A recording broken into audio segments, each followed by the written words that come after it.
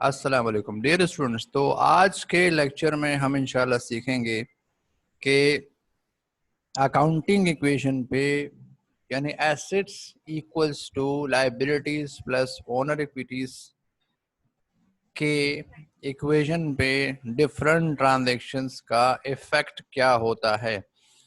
और पिछले लेक्चर में मैंने आपको बताया था कि अकाउंटिंग में सबसे इम्पॉर्टेंट चीज़ जो है वो आपकी एनालिटिकल स्किल होनी चाहिए।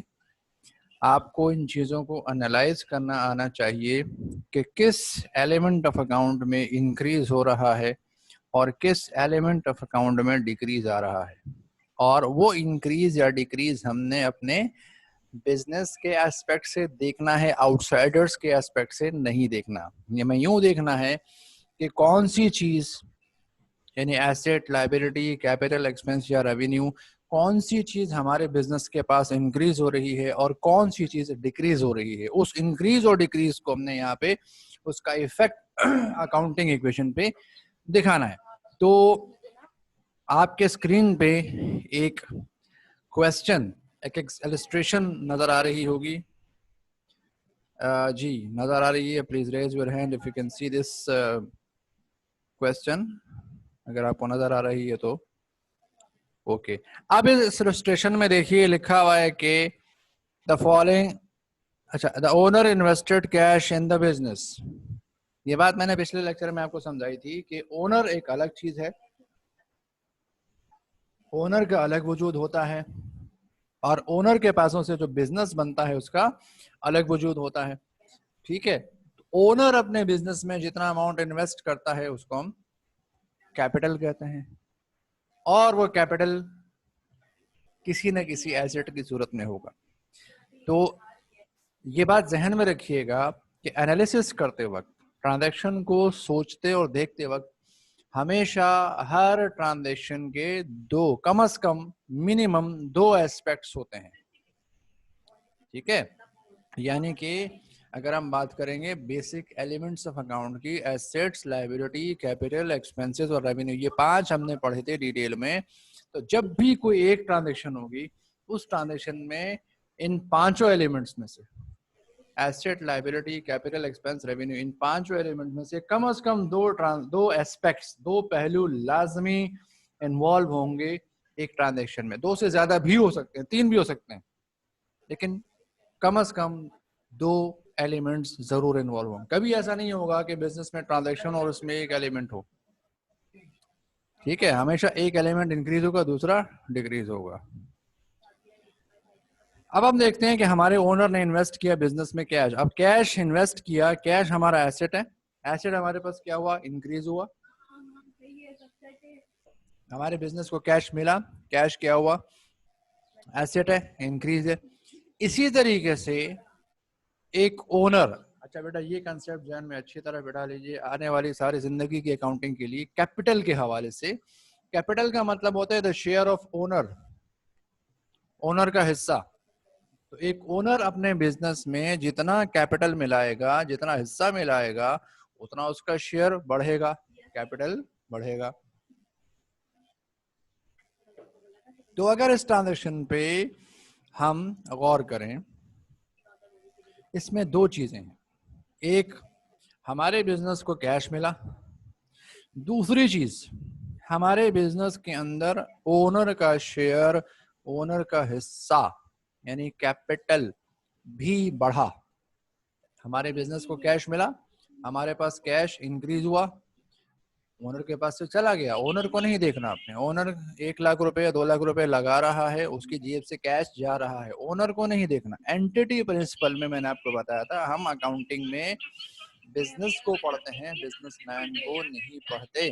तो हम यहाँ पर बिजनेस को देखेंगे कि बिजनेस के पास कैश आ रहा है, इंक्रीज हो रहा है, प्लस हो रहा है, और उसके साथ साथ बिजनेस में ओनर का हिस्सा भी इंक्रीज हो रहा है, वो भी बढ़ रहा है। तो अगर इस इम्पैक्ट को हम एक इक्वेशन की शक्ल में दिखाना चाहें, ये आपके सामने मौजूद, इसको देखिए। इस तरह हमने शो करना है। ट्रांजैक्शन आपकी क्या हुई है कि the owner invested cash in the business. अब उस ट्रांजैक्शन का इफेक्ट क्या हुआ कि हमारे बिजनेस के एसेट्स प्लस हो गए, कैश हमारा एसेट है, हमने एसेट के अंदर कैश लिख दिया, कैश बढ़ गया, इंक्रीज हो गया। लाइबिलिटीज के आगे मैंने जीरो लिख दिया। इस ट्रांजेक्शन में उधार का लेन देन तो नहीं है, ना हमने हमारे बिजनेस ने कोई चीज उधार किसी को दी है, ना उधार किसी से ली है, तो लाइबिलिटीज इसमें इन्वॉल्व नहीं है, लाइबिलिटीज का इम्पैक्ट यहाँ पे नहीं आ रहा। तीसरी चीज जो मैंने लिखी है ओनर इक्विटीज में कैपिटल, तो कैपिटल बढ़ेगा। अब ये सबसे इंपॉर्टेंट ट्रांजैक्शन है, सबसे पहली ट्रांजैक्शन पूरे बिजनेस की सबसे इंपॉर्टेंट ट्रांजैक्शन है। इस पे आने वाली अकाउंटिंग इंशाल्लाह आपकी पूरी बेस करेगी। तो मैं दोबारा ट्रांजैक्शन को पढ़ देता हूँ कि लिखा था the owner invested cash in the business. इसके दो पहलू निकले। पहला पहलू, पहला एस्पेक्ट, पहला पॉइंट कि हमारे बिजनेस को कैश मिला, तो हमारे बिजनेस के अंदर कैश यानी एसेट्स में इंक्रीज आ गया, हमने उसको प्लस लिख दिया। प्लस का मतलब इंक्रीज होना। और हमारे बिजनेस के अंदर ओनर ने अपना हिस्सा मिलाया है, ओनर का हिस्सा भी हमारे पास बढ़ गया, इंक्रीज हो गया, उसको भी मैंने यहाँ पे प्लस कर दिया। अब मुझे बताएं ये बात आपकी समझ में आई?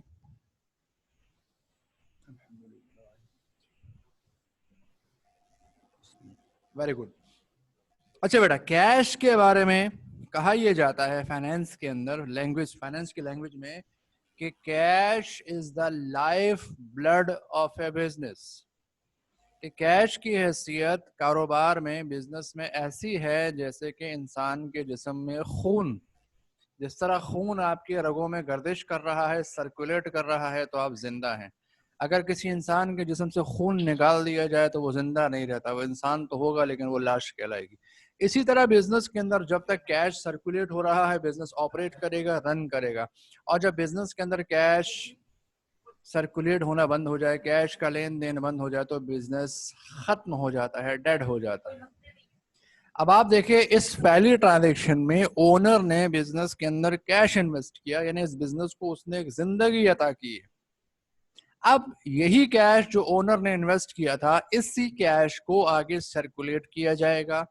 इसी कैश में से कुछ दूसरे एसेट्स जो जरूरी होंगे वो भी खरीदे जाएंगे। इसी कैश में से कुछ एक्सपेंसेस की पेमेंट भी की जाएगी। इसी कैश में से कुछ लाइबिलिटीज की पेमेंट भी की जाएगी। यही कैश कुछ बैंक में सेव करके भी रख दिया जाएगा। इसका मतलब ये हुआ कि ये कैश बहुत सारी एक्टिविटीज में इन्वॉल्व होगा। इसको हम कहते हैं circulation of the cash. Cash business को एक जिंदगी अता करता है। बिजनेसमैन ने एक दफा कैश इन्वेस्ट कर दिया, अब उसकी इन्वेस्टमेंट साइड पे, वो कैश आगे क्या करेंगे, हम इस्तेमाल करेंगे। कैसे इस्तेमाल करेंगे? सेकेंड इंस्ट्रक्शन में देखिए, वो कह रहे हैं purchase furniture to be used in the business for cash. अब ओनर ने जो हमें कैश दिया था 1,00,000 रुपया मिसाल के तौर पे, तो हमने क्या किया अपने बिजनेस के लिए, उस 1,00,000 रुपया में से मिसाल के तौर पे 20,000 रुपए का फर्नीचर खरीद लिया। अभी मैं अमाउंट की तरफ जानबूझ के नहीं जा रहा, मैं सिर्फ आपको ये समझाना चाह रहा हूँ कि ट्रांजैक्शन का इम्पैक्ट क्या होता है, ट्रांजैक्शन का इफेक्ट क्या होता है, यानी क्या चीज इंक्रीज और क्या डिक्रीज। इस इंक्रीज और डिक्रीज के ऊपर आपने फोकस करना है। अमाउंट फिर हम बाद में देखेंगे इंशाल्लाह, अमाउंट भी आएगी, लेकिन फिलहाल जो हमने चीज सीखनी है वो है एनालिसिस। ट्रांजैक्शन को आपने एनालाइज करना सीखना है, और एनालिसिस की पहली चीज होती है कि हाउ टू जज increase and decrease in a transaction. किसी भी ट्रांजैक्शन में इंक्रीज या डिक्रीज को कैसे जज किया जाएगा। बात समझ में आ रही? आगे चलें। अब यहाँ पे क्या हुआ कि purchase furniture for cash to be used in the business. Business के लिए फर्नीचर खरीदा गया। अब आप सबसे पहले इस ट्रांजैक्शन के लेन देन को देखें, गिव एंड टेक को देखें। हमने क्या किया, हमने अपने बिजनेस के लिए फर्नीचर खरीदा, यानी किसी दुकान वाले को हमने कैश दे दिया, पैसे दे दिए, और उससे हमने फर्नीचर खरीद लिया। फर्ज किया हमने 20,000 रुपीज का फर्नीचर परचेज किया, तो क्या हुआ इम्पैक्ट कि पहले हमारे पास फर्नीचर मिसाल के तौर पे 0 रुपीज का था, नहीं था। अब 20,000 का फर्नीचर हमारे पास आ गया। जो चीज हमारे पास आ गई वो हमारे पास इंक्रीज हो गई, यानी हम उसको प्लस करेंगे। और हमने कैश, अपना कैश 20,000 रुपया उस दुकान वाले को दे दिया, तो कैश हमारे पास से चला गया, यानी कि डिक्रीज हो गया। अगर इसका इम्पैक्ट हम देखेंगे इस ट्रांजेक्शन के ऊपर, अकाउंटिंग इक्वेशन के ऊपर इस ट्रांजेक्शन का इम्पैक्ट देखेंगे तो क्या हुआ। ट्रांजेक्शन क्या है भाई, ट्रांजेक्शन कह रही है कि purchase of furniture for cash. तो कैश हमारे पास से कम हुआ, माइनस हुआ, मैंने उसको माइनस में शो कर दिया, जा रहा है हमारे पास से, हमारे बिजनेस के पास से कैश चला गया, और उसके बदले हमारे बिजनेस को क्या क्या मिला, फर्नीचर मिला। फर्नीचर हमारा एसेट है, फर्नीचर हमें मिला, फर्नीचर की वैल्यू इंक्रीज हो गई। तो फर्नीचर को हमने यहाँ पे प्लस में शो किया, यानी इंक्रीज हो रहा है, और कैश को हमने माइनस में शो किया, यानी कि ये डिक्रीज हो रहा है। अब मुझे बताइए, समझ में आ रही है बात, मुश्किल तो नहीं है कोई चीज। अच्छा बेटा, वेरी गुड, आगे चलते हैं। ट्रांजैक्शन नंबर 3 यानी इलस्ट्रेशन नंबर 3, इसमें लिखा हुआ है purchase equipment on credit. Equipment का मतलब हमने एसेट्स के टाइटल्स में समझा था। इक्विपमेंट का मतलब होता है कोई कंप्यूटर, कोई प्रिंटर, ठीक है, कोई सीसीटीवी कैमरा, कोई मोबाइल फोन, कोई ऐसे डिवाइस छोटी सी जो हमारे बिजनेस के अंदर इस्तेमाल होती है, उसको हम इक्विपमेंट कहते हैं। Computer, scanner, printer, typewriter, CCTV camera, mobile phone device, telephone device, fax device, इस तरह की जो चीजें होती हैं उनको हम इक्विपमेंट का नाम देते हैं। तो अब वो कह रहा है परचेज इक्विपमेंट ऑन क्रेडिट। अच्छा, ऑन क्रेडिट के वर्ड को मैं हाईलाइट कर रहा हूं, ऑन क्रेडिट या फिर ऑन अकाउंट का वर्ड जहां पर भी आएगा, ऑन अकाउंट या ऑन क्रेडिट का मतलब होता है जिसको उर्दू में हम कहते हैं उधार। ठीक है, ऑन क्रेडिट या ऑन अकाउंट का मतलब मैंने क्या बताया, ऑन क्रेडिट या ऑन अकाउंट मीन्स कोई चीज उधार पे खरीदना, यानी आपने कोई एसेट परचेज कर लिया लेकिन उसकी कीमत आपने अदा नहीं की, पैसे आपने नहीं दिए। वो पैसे आप कब देंगे, वो फ्यूचर में देंगे, बाद में देंगे, 10 दिन बाद, 20 दिन बाद, महीने बाद या 2 महीने बाद आपने उसकी पेमेंट करनी है। तो यहाँ पे इस वक्त क्या हो रहा है, हम एक एसेट परचेज कर रहे हैं और हमने उस एसेट की कीमत पे नहीं की, इसको हम कहते हैं उधार। उधार मतलब लाइबिलिटी। ठीक है, अब उधार की मिसाल ऐसे है, एक जैसे एक बर्डन होता है, एक बोझ होता है। उधार से मुराद एक बर्डन है, एक बोझ है। जितना आप उधार पे चीजें खरीदेंगे वो बर्डन, वो बोझ आप पे इंक्रीज करता रहेगा, और जब आप उस लाइबिलिटी को पे ऑफ कर देंगे तो वो बर्डन आपके ऊपर से क्या हो जाएगा, डिक्रीज हो जाएगा। बात समझ में आ रही है? यानी कि उधार पे खरीदने का मतलब आपके ऊपर लाइबिलिटी का बर्डन इंक्रीज होगा, बोझ बढ़ेगा, और जब उधार आप वापस कर देंगे कभी जाकर के, वो बोझ आपके ऊपर से कम हो जाएगा। इस वक्त इस ट्रांजेक्शन पे अगर आप गौर करें, इसका इम्पैक्ट अगर आप देखेंगे तो क्या हो रहा है कि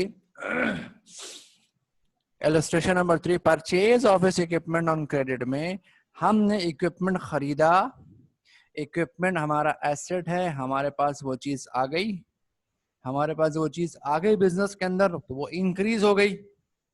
इसका इम्पैक्ट आप देखें, इक्विपमेंट क्या हो गया हमारे पास, इंक्रीज हो गया। इक्विपमेंट क्या हुआ, इंक्रीज हुआ, खरीदा है हमने, और उसके साथ साथ उधार का बोझ भी हमारे ऊपर बढ़ेगा। जितना आप उधार पे चीजें खरीदेंगे उधार की का बर्डन आपके ऊपर इंक्रीज होता रहेगा। तो इक्विपमेंट हमें रिसीव हो गया, एसेट्स में इजाफा हो गया, तो मैंने उसको प्लस कर लिया, और चूंकि ये एसेट हमने उधार पे खरीदा है तो हमने क्या किया, लाइबिलिटीज के अंदर भी उसको प्लस कर दिया। अब तीसरा जो एलिमेंट ऑफ अकाउंट है ओनर इक्विटीज या कैपिटल, इसका इससे कोई ताल्लुक नहीं है। ओनर ने न अपने बिजनेस में पैसे इन्वेस्ट किए हैं, न बिजनेस से पैसे निकाले हैं, ओनर का पैसा अपनी जगह पे अनचेंज फिक्स मौजूद है। यानी कैपिटल में कोई चेंज नहीं आया तो मैंने वहां जीरो डाल दिया। अब ये बात आपकी समझ में आ गई, इक्विपमेंट हमने खरीदा, आई चीज हमारे पास, जो चीज हमारे पास आई, जो एसेट हमारे पास आया, उसको हमने प्लस कर दिया, और चूंकि ये एसेट हमने उधार पे खरीदा है, इसकी वजह से the burden of liability has also increased, तो हमने उसको लायबिलिटी में प्लस कर दिया। यहाँ तक क्लियर है, कोई कंफ्यूजन तो नहीं है जी? Any problem? वेरी गुड, आगे चलते हैं।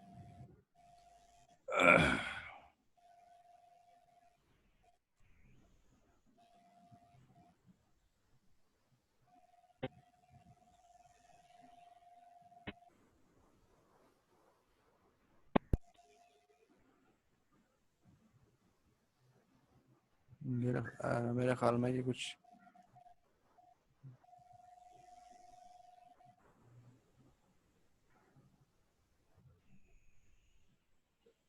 ट्रांजैक्शन शायद आगे पीछे हो गई। 3 के बाद 13 कैसे आ गया?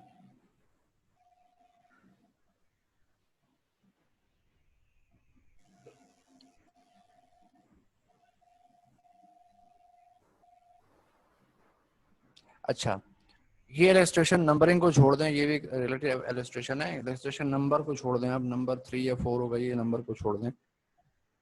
अब आप देखें कि इसमें लिखा है for each of the following transaction you are required to indicate the effect of the elements of account. आपने क्या करना है? एलिमेंट ऑफ अकाउंट्स का इफेक्ट दिखाना है। Use plus for increase, minus for decrease and zero for no change. Use plus for increase, minus for decrease and 0 for no change. Use the heading and follow the example below. पूरा उसने format बना के देखा है। Transaction number क्या है, asset पे क्या इम्पैक्ट हो गया, क्या फर्क पड़ेगा, लायबिलिटीज पे क्या फर्क पड़ेगा, और कैपिटल यानी ओनर इक्विटीज पे क्या फर्क पड़ेगा।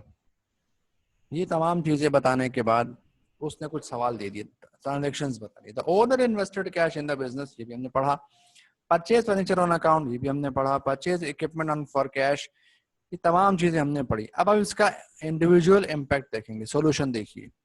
सबसे पहले ट्रांजैक्शन है the owner invested cash in the business, ये भी हमने पढ़ा पिछले एग्जांपल में। ओनर जब अपने बिजनेस में इन्वेस्टमेंट करता है कैश की शक्ल में, तो कैश हमारा एसेट है, एसेट बढ़ेगा। कैश बढ़ने का मतलब एसेट इंक्रीज होगा। इंक्रीज को हमने प्लस का साइन दे दिया। लायबिलिटीज इस ट्रांजैक्शन में इन्वॉल्व नहीं है, उसको हमने 0 लिख दिया। और ओनर इक्विटीज, ये बात अभी हमने डिस्कस की बड़े डिटेल में कि एक ओनर अपने बिजनेस में जितना पैसा लगाएगा उतना उसका कैपिटल बढ़ेगा। जब कैपिटल बढ़ेगा तो कहाँ जाएगा? क्रेडिट साइड पे मतलब प्लस में करेंगे उसको हम। ठीक है, तो यहाँ पे हमारी एंट्री क्या बनेगी, हमारा इम्पैक्ट क्या बनेगा कि एसेट इंक्रीज हो रहा है, लायबिलिटीज इन्वॉल्व नहीं है, और साथ ही साथ हमारे बिजनेस के अंदर भी कैपिटल के अंदर भी यानी ओनर इक्विटीज के अंदर भी इजाफा आ रहा है। बात समझ में आ रही है या नहीं आ रही? कोई कंफ्यूजन तो नहीं है यहाँ तक?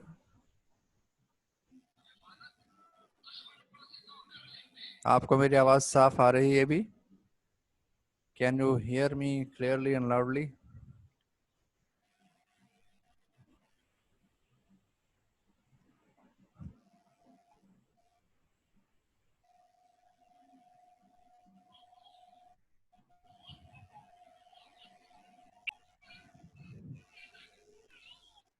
अच्छा जी, आगे चलते हैं बेटा।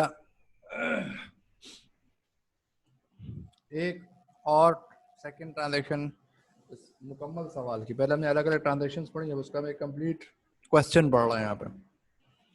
तो सेकंड ट्रांजैक्शन है purchased office furniture on account. On account का मतलब अभी कुछ देर पहले मैंने आपको बताया, ये लफ्ज इंशाल्लाह बार बार अकाउंटिंग में सीखेंगे। ऑन अकाउंट का मतलब होता है, या ऑन क्रेडिट का मतलब होता है कोई चीज उधार पे खरीदना।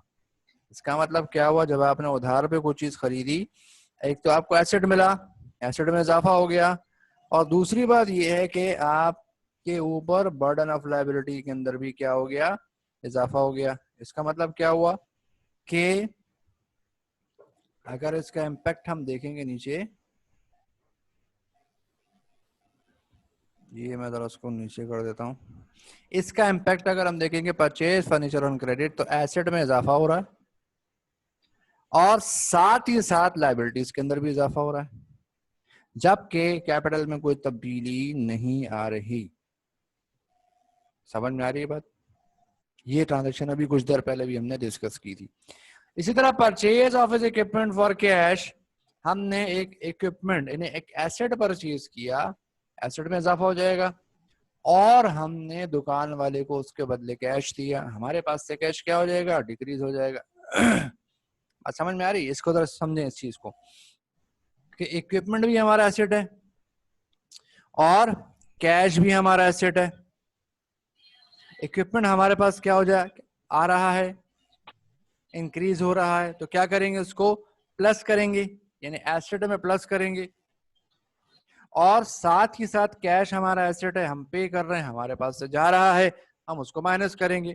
फर्ज किया हमने 10,000 रुपीज का इक्विपमेंट खरीदा कैश पे, इक्विपमेंट खरीदा 10,000 रुपए का, तो 10,000 का इक्विपमेंट हमारे पास आ गया, प्लस हो गया 10,000, और 10,000 रुपए का कैश हमारे पास से चला गया।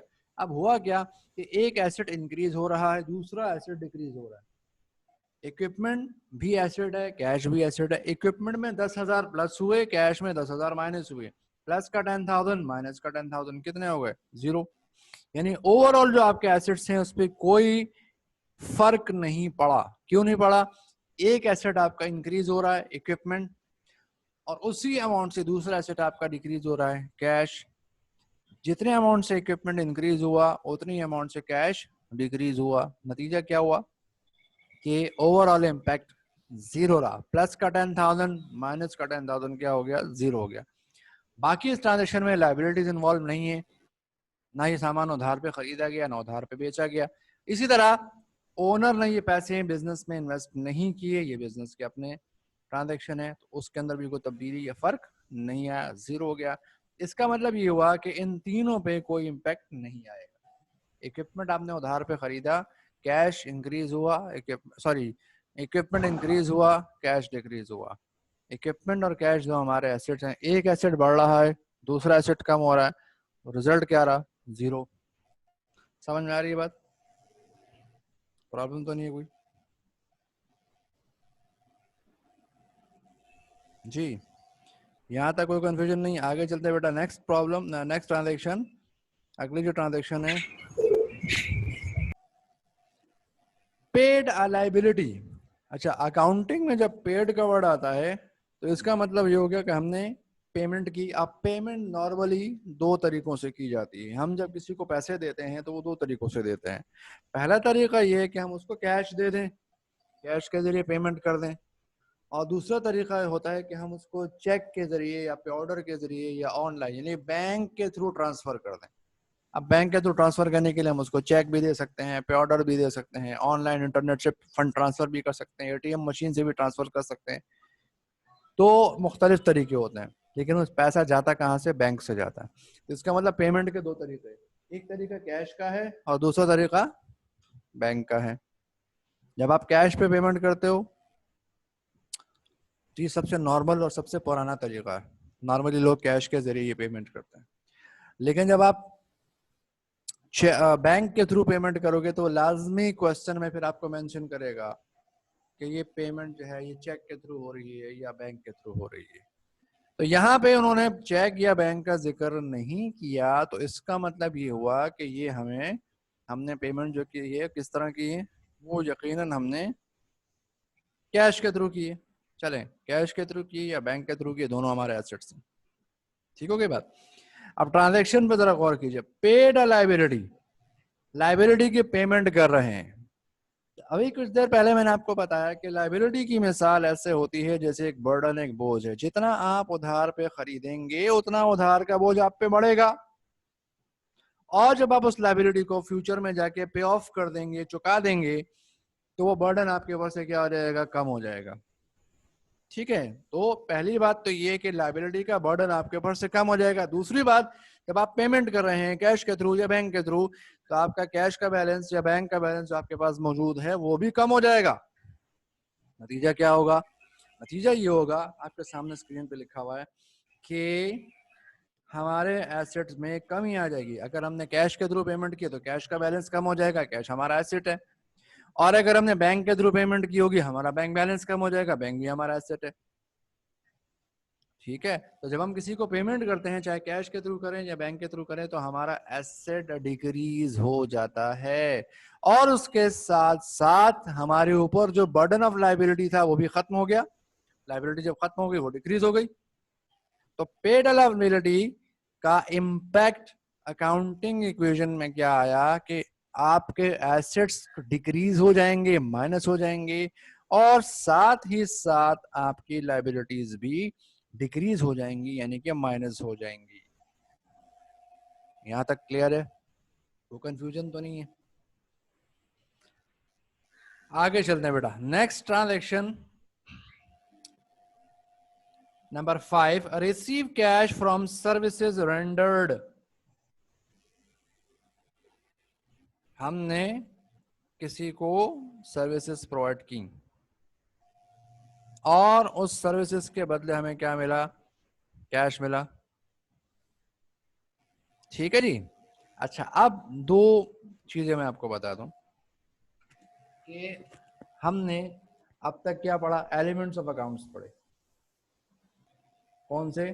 5 बेसिक एलिमेंट्स पढ़े थे। अकाउंटिंग इक्वेशन में 3 एलिमेंट्स आ रहे हैं, एसेट, लायबिलिटी और कैपिटल आ रहा है। अगर क्वेश्चन में आपको एक्सपेंसेस और या इनकम वाली बात बता दी जाए, फिर क्या करेंगे? याद रखिएगा, जब भी आपके बिजनेस में इनकम या प्रॉफिट या रेवेन्यू वाली बात बताई जाएगी, उसको आपने कैपिटल में प्लस करना होगा। इसी तरह जब आपको कोई एक्सपेंस वाली ट्रांजैक्शन बताई जाएगी, एक्सपेंस आपने कैपिटल से माइनस करना है। इसी तरीके से अगर एक ओनर अपने बिजनेस में से जाती इस्तेमाल के लिए पैसे निकालता है, जिसको हम पर्सनल ड्रॉइंग कहते हैं, ड्रॉ का मतलब निकाल लेना, जाती इस्तेमाल के लिए बिजनेस से पैसे निकाल लेना, वो आपके कैपिटल से माइनस हो जाएंगे। ठीक है। इसी तरह अगर आपको किसी डील में लॉस हो रहा है, वो लॉस भी आपके कैपिटल से माइनस हो जाएगा। ये जो पॉइंट बेटा मैंने लिखे हैं, इसको अच्छी तरह ध्यान नशीन कर लीजिए, अपने रजिस्टर पे नोट कर लीजिए। क्या पॉइंट बताया मैंने? कि ऑनवर्ड अगर अकाउंटिंग इक्वेशन में कोई ट्रांजैक्शन ऐसी होती है जिसमें हमें इनकम या एक्सपेंस या ड्राइंग या लॉस बताया जाता है, तो इनकम, एक्सपेंस, ड्राइंग या लॉस हमेशा कैपिटल में एडजस्ट होते हैं, प्लस या माइनस होते हैं। और ये मैंने आपके सामने स्क्रीन पे शो कर दिया, आप भी अपनी कॉपीज में उसको नोट कर लीजिए। इसको अप्लाई कैसे करेंगे? सवाल के ट्रांजैक्शन पे देखिए, लिखा हुआ है paid salaries expense in cash. अच्छा, आपने एक्सपेंस कैश में पे कर दिया, कैश आपके पास से क्या हो गया? डिक्रीज हो जाएगा। आप किसी को पेमेंट करेंगे तो कैश बैलेंस आपके पास से क्या हो जाएगा? कम हो जाएगा, डिक्रीज हो जाएगा, माइनस हो जाएगा। अब ये चीज क्या है हमारे पास? ये एक एक्सपेंस है। कौन सा एक्सपेंस है? सैलरीज एक्सपेंस है। हमने अपने एम्प्लॉय को सैलरी पे की, सैलरी पे करना हमारा एक्सपेंस है। हमने 5 बेसिक एलिमेंट्स ऑफ अकाउंट्स पढ़े थे, asset, liability, capital, expenses and revenue. तो सैलरी पे करना हमारा एक्सपेंस है, चौथा एलिमेंट ऑफ अकाउंट है। अब ये चौथा element of account accounting equation में कहां पर आएगा? ये जाएगा कैपिटल में। तो ये अमाउंट आप कैपिटल में से माइनस कर देंगे। ठीक है, एक तो आपके पास से कैश कम हो रहा है, आपके एसेट्स में कमी आ रही है, दूसरा आपका कैपिटल भी कम हो रहा है, यानी दोनों चीजें आपके पास से कम हो रही हैं। एसेट भी डिक्रीज हो रहा है और ओनर इक्विटीज भी डिक्रीज हो रही हैं। समझ में आ रही है बात? पेड एन एक्सपेंस, कोई भी एक्सपेंस हो, सैलरीज एक्सपेंस या रेंट एक्सपेंस, कोई भी एक्सपेंस आप पे करें तो इम्पैक्ट क्या होगा? एक तो आपके पास एसेट्स कम हो जाएंगे, एसेट कम हो गए तो आपने उसको माइनस कर दिया, जैसा कि आपके स्क्रीन पे नजर आ रहा है। और दूसरी चीज के ये हमारा कैपिटल भी क्या कर देंगी? डिक्रीज कर देंगे। हम उसको कैपिटल से माइनस करेंगे फिलहाल अकाउंटिंग इक्वेशन के कॉन्टेक्स्ट में। आगे चलते हैं। विड्रीव cash from the business for the personal use of owner, owner ने जाती इस्तेमाल के लिए पैसे निकाले, इसको मैंने क्या नाम दिया, पर्सनल ड्रॉइंग कहते हैं। जब आपको घर पे पैसों की जरूरत पड़े और आप दुकान से पैसे निकाल के जाके घर में इस्तेमाल कर ले, बिजनेस से पैसे निकाल के कोई दूसरा एसेट निकाल के जाके घर में इस्तेमाल कर लें, उसको हम कहते हैं ड्राइंग, पर्सनल ड्राइंग। और पर्सनल ड्राइंग को हम क्या करते हैं, कैपिटल में से माइनस करते हैं। तो यहाँ पे आप देखिए क्वेश्चन में बताया जा रहा है कि we drew cash from the business, हमारे बिजनेस में से कैश निकाल लिया उसने, ओनर के पास चला गया। ओनर का अलग वजूद है, बिजनेस का अलग वजूद है। और ये बात मैं बार बार आपसे कह रहा हूं कि अकाउंटिंग में हम बिजनेस को पढ़ते हैं, बिजनेसमैन को नहीं पढ़ते। तो हमारे बिजनेस में से कैश क्या हुआ, डिक्रीज हो गया, इसलिए हमने एसेट में से कैश को माइनस कर दिया, यानी एसेट हमारे ओवरऑल क्या हो गए, डिक्रीज हो गए। और दूसरी बात कि ये हमारे ओनर की पर्सनल ड्राइंग है। तो अभी मैंने आपको बताया था पर्सनल ड्राइंग को हम क्या करते हैं, कैपिटल में से माइनस करते हैं। तीसरा जो एलिमेंट ऑफ अकाउंट है लायबिलिटीज, लायबिलिटीज का इससे कोई ताल्लुक ही नहीं है, उधार की तो ट्रांजेक्शन हुई नहीं है, तो लायबिलिटीज पे जीरो यानी नो इम्पैक्ट आया, नो इफेक्ट ऑन लायबिलिटीज। जबकि एसेट भी डिक्रीज हो रहे हैं और साथ ही साथ हमारे कैपिटल यानी ओनर इक्विटीज के अंदर भी कमी आ रही है।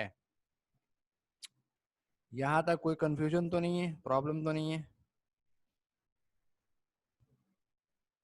अब ये तो मैंने आपको इन एग्जांपल्स के जरिए जो बात सिखाने की कोशिश की वो ये थी कि ट्रांजैक्शन में होने वाला इम्पैक्ट आपको जज करना था।